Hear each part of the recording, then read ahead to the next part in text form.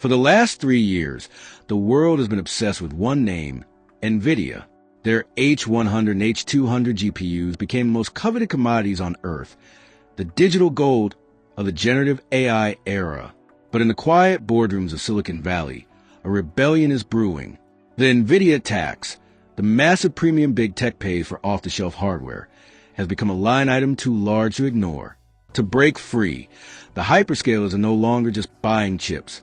They are designing them. Enter the era of custom silicon. Instead of a one-size-fits-all GPU, giants like Amazon, Google, and Meta are pivoting to ASICs, application-specific integrated circuits. These aren't general-purpose tools. They're specialized scalpels, precision-engineered for a single task, running massive AI models at a fraction of the power and cost. But building a chip from scratch is a monumental feat. That's where the silent giants come in. While the headlines chase Jensen Huang, the smart money is watching companies like Broadcom and Marvell. These are the master architects. They provide the foundational building blocks, the intellectual property and high-speed interconnects that power Amazon's Trainium, Google's TPU, and Meta's MTIA. The shift is moving faster than anyone predicted. By the end of 2026, custom silicon is projected to swallow nearly 28% of the total AI chip market, up from just 20% a year ago. The monopoly is cracking. As big tech moves its most critical workloads onto its own house brand silicon, the power dynamic of the entire industry is shifting. The gold rush isn't over. It's just getting more personal. In the race for AI supremacy, the world's focus has been on the brain, the processor. But a brain is only as fast as its ability to remember. We are entering the era of the memory wall. Even the most powerful chips on the planet are useless if they are left starving for data. As AI models balloon into the trillions of parameters, the traditional ways of moving information are failing. The new gold standard is HBM, high bandwidth memory.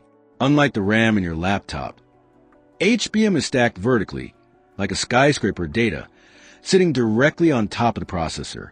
It's the difference between fetching water from a well a mile away and having a high-pressure fire hose connected directly to your desk. This isn't just a technical preference. It is a geopolitical and economic bottleneck. The industry titans, SK Hynix and Micron, have become the ultimate gatekeepers.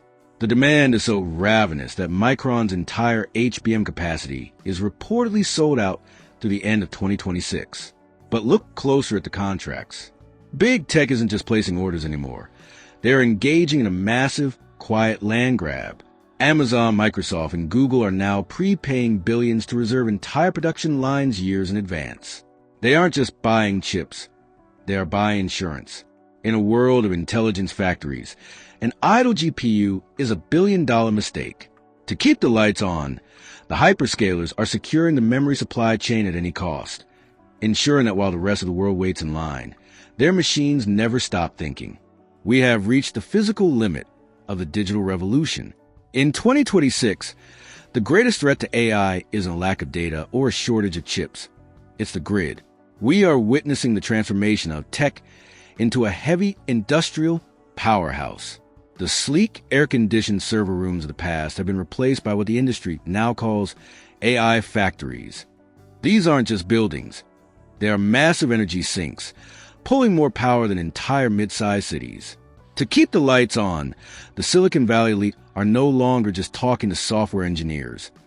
They are shaking hands with utility titans. NVIDIA has moved beyond the motherboard, forming strategic alliances with energy giants like NextEra Energy and Vistra. They aren't just looking for electricity. They're looking for grid assets, dedicated nuclear and renewable plants that can feed the unyielding hunger of the Blackwell and Rubin architectures. But the real hidden trade isn't just in the power generation. It's in survival of the hardware itself.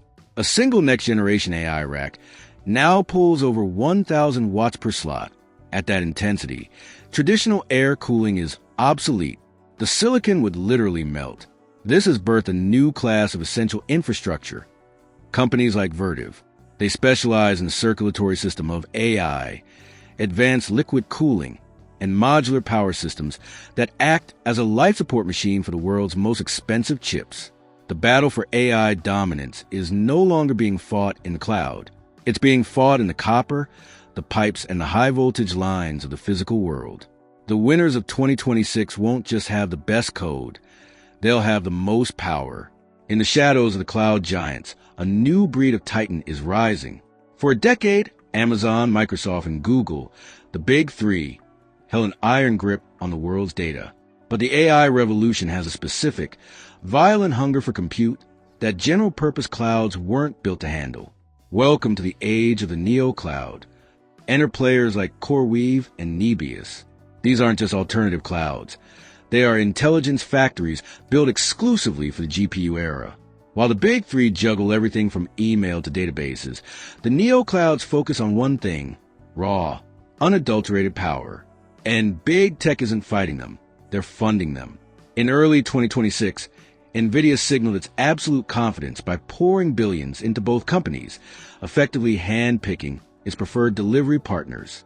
Even Microsoft, despite owning Azure, has signed multi-billion-dollar deals with Nebius to secure its own relief valve for the insatiable demand of the agentic era. The agility here is a secret weapon. These pure-play providers are often 1.5 times faster at deploying the latest Blackwell or Rubin architectures than the legacy hyperscalers. The strategy for 2026 is clear. The big three remain the ecosystem for your data, but the neo-clouds are the engine for your intelligence. As CoreWeave guides toward a staggering $35 billion in infrastructure spend this year, the message is loud. The cloud is no longer utility. It is a high-performance race car. And in this race, specialization is the only thing that wins.